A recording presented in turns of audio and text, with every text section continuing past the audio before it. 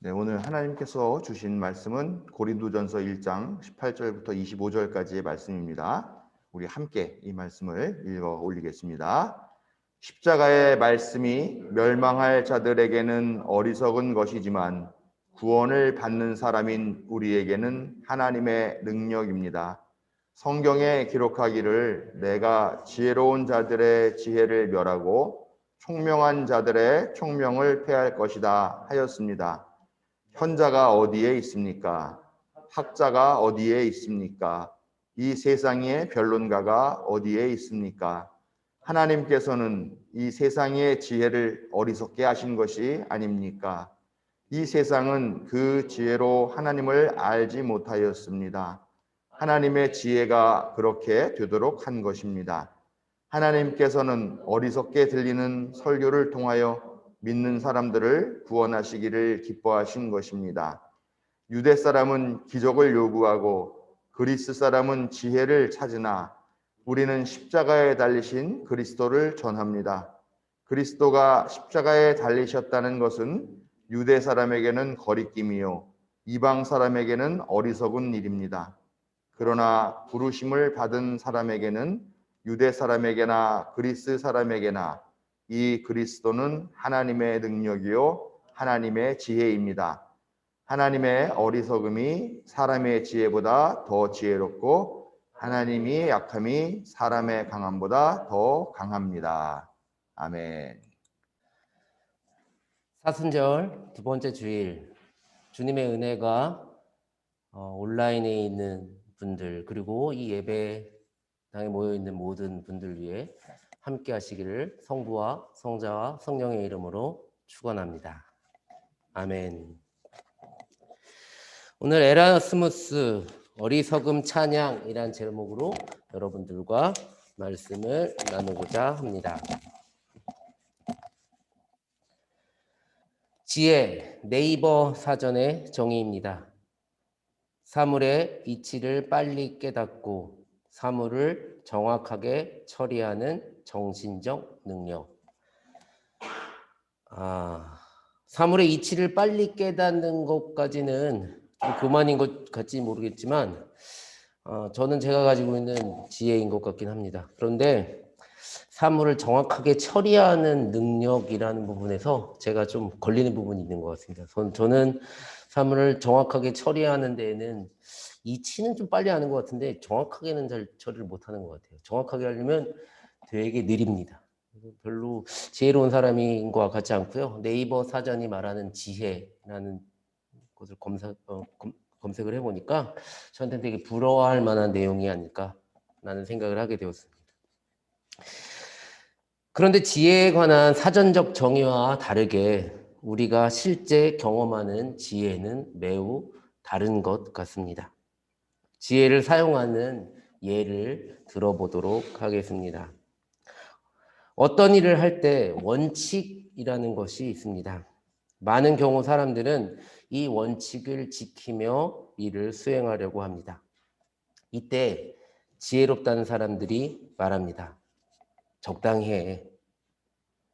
꾀를 좀 써봐. 미련하게 왜 그래? 실제 지혜라는 단어는 요령일 수 있습니다.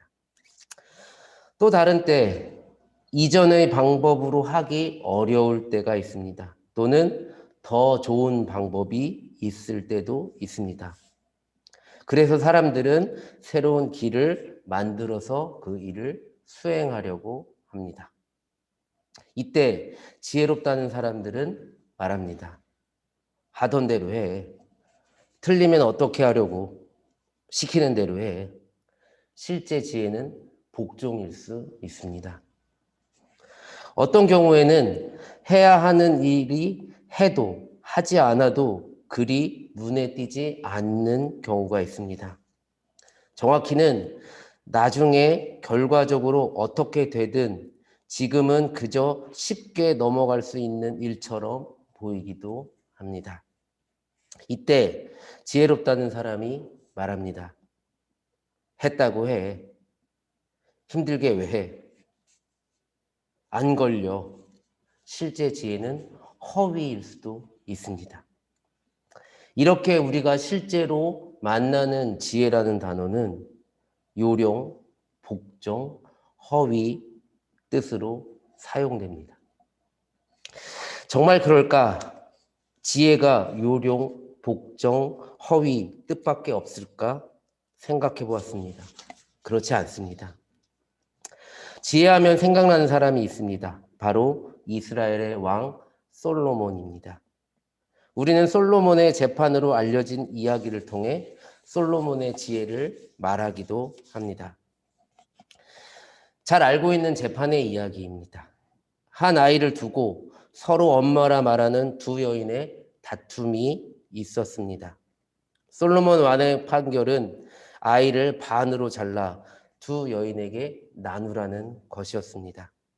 물론 이 판결에 반대하여 아이를 살리는 여인이 진짜 어머니라는 전제에서 말입니다. 솔로몬의 지혜와 같이 한 여인은 아이를 자를 것을 선택합니다. 다른 여인은 아이를 살릴 것을 선택합니다. 이 솔로몬 재판은 솔로몬의 지혜라는 관점으로 기록된 것입니다. 그럴 수밖에 없습니다. 아버지 다윗은 이스라엘을 통일한 왕이었습니다. 솔로몬은 다윗 왕 계승 순위에도 들지 못했던 왕자였습니다. 그 솔로몬이 왕자의 난을 통해 왕이 되었으니 그에게 지혜가 있음을 선언하는 것은 매우 중요했습니다. 왕위의 정통성을 위해 솔로몬에게 지혜가 부여된 것입니다. 그리고 이 재판에서 어리석어 보이는 한 여인을 생각하게 됩니다. 아이를 소유로 생각하는 한 여인 때문에 아이가 죽임을 당할지도 모르는 상황입니다. 이때 아이를 소유하는 것보다 아이를 살리는 것이 중요한 한 여인이 있습니다. 이 여인은 아이를 살리기 위해 포기를 선택합니다. 아이를 포기한 것입니다. 포기, 어리석은 선택입니다. 결국 아이를 다른 여인에게 빼앗겨야 하기 때문입니다. 그러나 이 여인의 어리석은 선택, 포기는 지혜로운 선택입니다. 아이에 대한 소유보다 아이의 생명이 더 소중함을 포기를 통해 말하고 있기 때문입니다. 포기를 통해 생명의 소중함을 우리에게 가르쳐 줍니다. 데시데리우스 에라스미스, 일반적으로 에라스무스라고 부릅니다.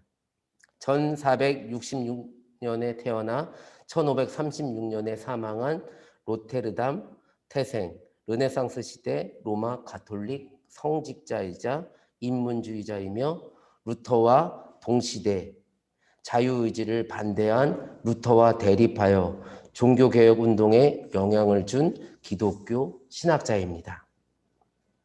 루터가 종교개혁을 1517년에 시작했으니 그 사이에 중요하게 역할을 한 사람이라고 이야기할 수도 있습니다.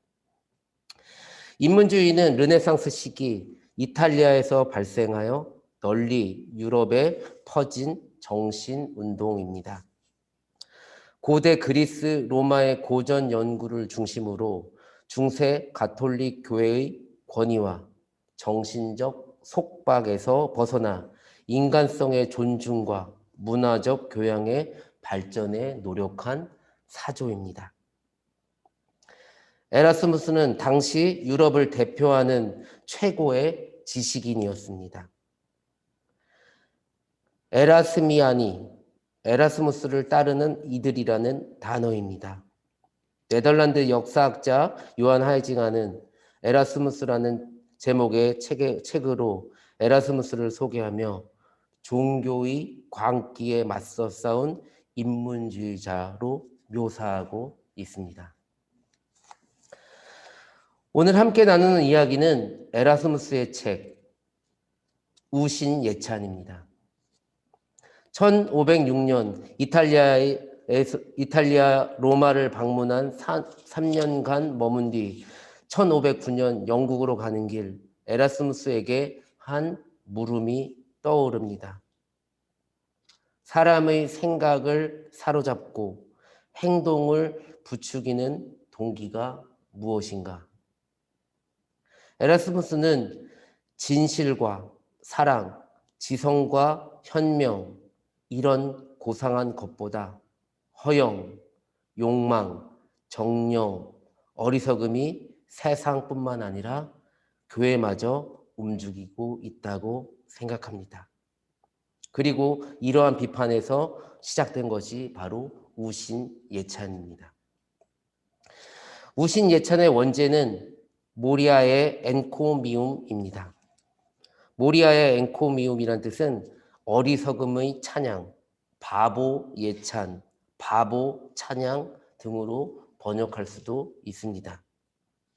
어리석음의 여신 모리아에 대한 찬양과 동시에 에라스무스의 친구 유토피아의 저자인 토마스 모어를 찬양한다라는 뜻이기도 합니다.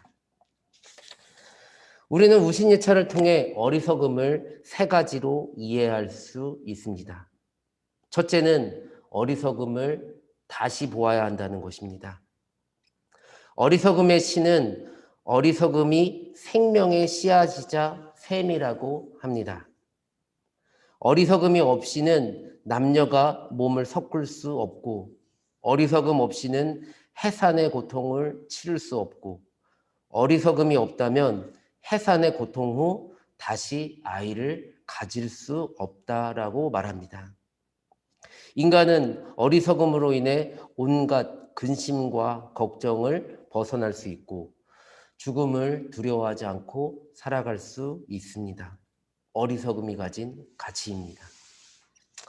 두 번째는 스스로 똑똑하다라는 이들의 어리석음입니다. 어리석음의 신은 실제는 어리석으면서도 겉으로는 현명한 척하는 어리석음을 비판합니다. 사냥에 미친 귀족들, 거짓말쟁이들, 자신이 지은 죄에 대해 면죄부를 받았다고 즐거워하는 사람들, 자기 사랑과 아첨에 사로잡힌 사람들을 비판합니다. 이뿐만 아니라 성경을 자신의 뜻에 맞게 조작하는 신학자들, 구두꾼의 매듭의 개수, 허리띠의 빛깔과 같이 무의미한 규율을 말하는 수도승들, 해야 할 일은 하지 않으며 다른 사람의 눈에 비친 자신의 모습에 관한 생각 없이 자기 입맛에 맞는 하고 싶은 일들만 하는 정치가들을 비판합니다. 이들은 스스로를 지혜롭다고 생각하고 지혜로운 행동이라고 생각하지만 근본적으로 어리석은 사람들이라 비판합니다. 마지막은 그리스도교의 어리석음입니다. 예수의 어리석음입니다. 그리스도 예수가 보인 삶입니다.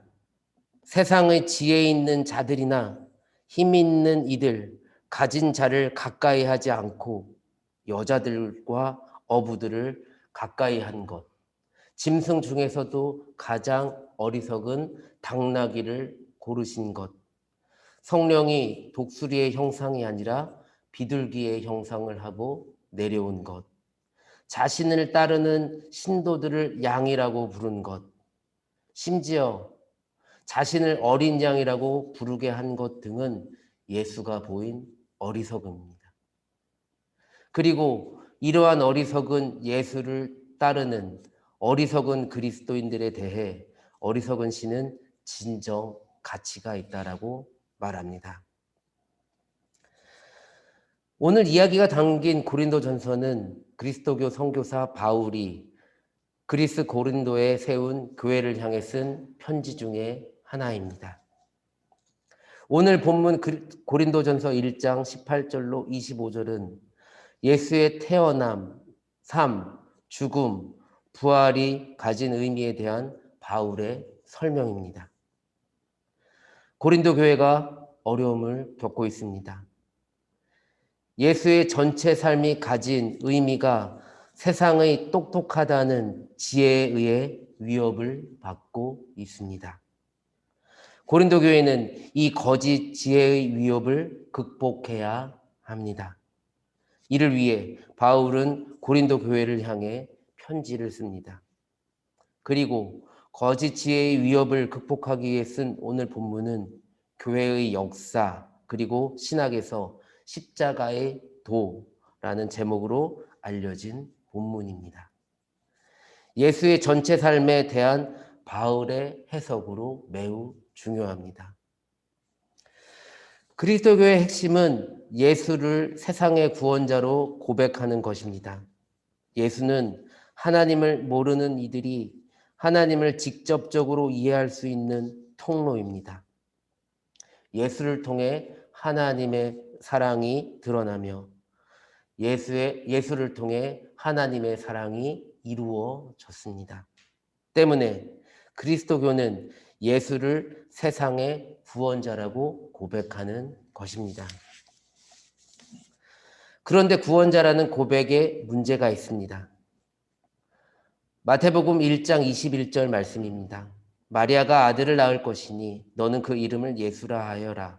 그가 자기 백성을 그들의 죄에서 구원하실 것이다. 그리고 오늘 본문 고린도전서 1장 18절의 말씀입니다. 십자가의 말씀이 멸망할 자들에게는 어리석은 것이지만 구원을 받은 사람인 우리에게는 하나님의 능력입니다. 마태복음의 말씀은 예수가 구원자이며 고린도전서의 말씀은 예수가 우리를 구원했다라는 선언입니다.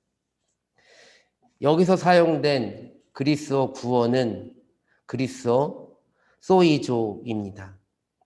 영어 세이브의 어원인 소이조는 구원하다, 치료하다, 보호하다라는 뜻입니다. 그런데 이 소이조를 사용하는 세상과 예수는 정반대의 모습을 보입니다. 세상의 지혜에서 구원은 힘 있는 자들에 의해 힘을 가지고 이루어지는 것입니다. 따라서 세상의 지혜는 구원자의 중요한 소양으로 힘을 가졌는가 가지지 못했는가 힘이 있고 없음을 말합니다. 당시 이스라엘 사람 역시도 마찬가지였습니다. 로마의 식민지 이스라엘을 구원할 자는 세상의 힘을 가지고 세상의 방법으로 하나님 나라를 건설해야 할 사람이었습니다. 예수를 따르던 사람들 역시 예수를 그렇게 생각했고 그랬기 때문에 예수에게 실망합니다. 심지어 예수의 제자 유다가 예수를 변절한 이유이기도 합니다. 그리스와 로마에 전파된 그리스도교, 그리스 사람들과 로마 사람들이 이해하는 구원자 역시 마찬가지였습니다. 그러나 바울이 전한 구원자 예수의 삶은 세상의 지혜가 말하는 삶이 아니었습니다. 오늘 본문의 말씀을 빌리면 가장 바보 같은 삶이었습니다. 그래서 죽기까지 실천하는 바보 같은 삶이었습니다. 어리석은 자입니다. 이 예수의 삶을 함축적으로 보여주는 성서 말씀이 있습니다. 요한복음 15장 12절로 14절까지 말씀입니다. 내 계명은 이것이다. 내가 너희를 사랑한 것 같이 너희도 서로 사랑하여라. 사람이 자기 친구를 위하여 자기 목숨을 내놓는 것보다 더 큰 사랑은 없다.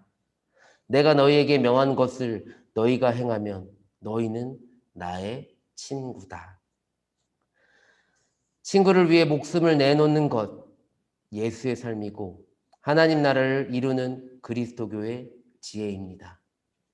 세상의 지혜를 따르는 사람이 입으로만 그리스도교의 지혜를 말하는 사람이 이해할 수 없는 그리스도교의 지혜입니다.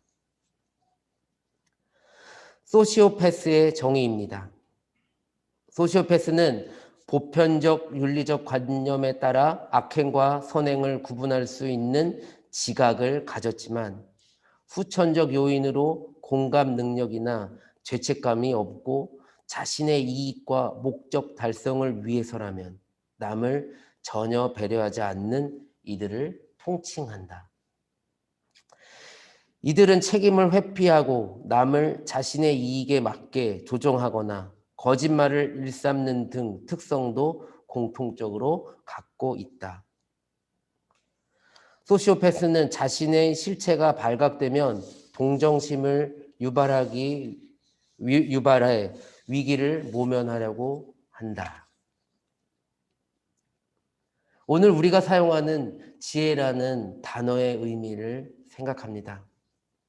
혹시 너무 거칠게 소시오패스의 삶을 지혜롭다고 말하는 것은 아닌지 모르겠습니다.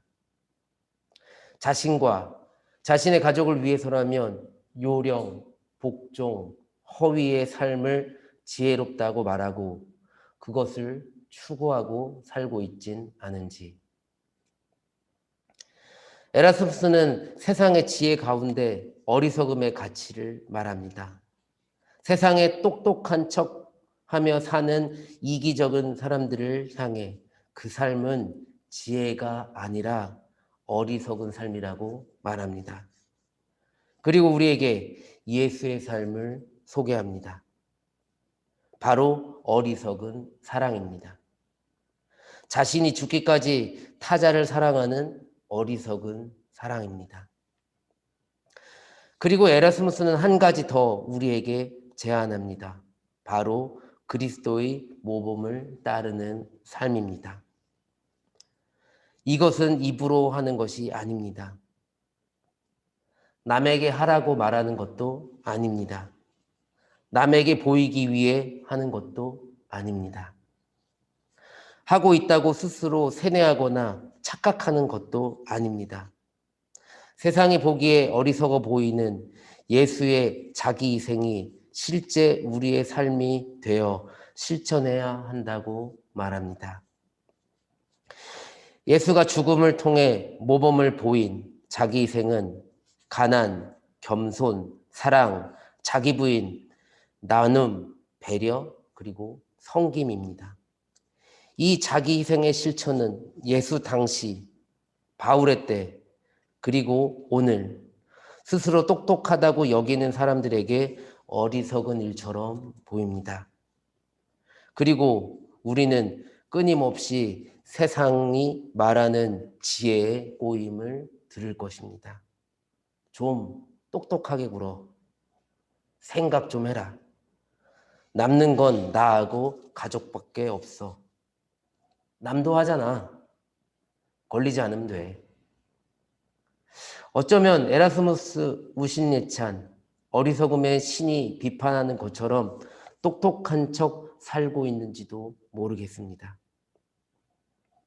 가난, 겸손, 사랑, 자기 부인, 나눔, 배려, 섬김의 지혜 또는 요령, 복종, 허위의 지혜 이 중 참 정말 지혜가 무엇일까? 세상의 지혜가 참 지혜일까 묻는 우리가 되기를 바랍니다. 그리고 예수가 보인 세상에 말하는 어리석음의 길을 다시 한번 생각하시기 바랍니다. 이것이 불가능하다고 말하는 때 어리석음이 참 지혜라는 삶을 사신 예수를 믿으시길 바랍니다. 그 예수의 어리석음을 통해 이루는 참 지혜의 삶을 사시기 바랍니다. 그리고 예수가 가능하다면 우리도 가능합니다. 3.1절 기념주일 3.1운동 이후 세상의 지혜를 따르던 사람들이 있었습니다. 3.1운동 이후 세상의 지혜가 아니라 그리스도의 지혜를 따르는 사람들도 있었습니다. 그리고 오늘 새 학기를 시작하는 이때 아이들에게 가르쳐야 할 것이 무엇인가 고민합니다. 아이들이 배워야 할 지혜는 세상의 지혜가 아니라 예수의 지혜입니다. 그리고 우리 어른들이 해야 할 일은 세상의 지혜를 가르치는 것이 아니라 예수의 지혜, 어리석음의 지혜, 그러나 참 하나님의 지혜를 가르치고 모범을 보이는 일입니다. 어리석게 들리는 설교를 통하여 믿는 사람들을 구원하시기를 기뻐하신 것입니다. 오늘 고린도 전서 1장 21절 말씀입니다. 오늘 어리석음을 살고자 다짐하는 우리들, 어리석음의 지혜를 통해 이루는 하나님의 나라를, 하나님 나라의 기적을 만들고 누리는 우리 모두가 되기를 성부와 성자와 성령 이름으로 축원합니다. 아멘.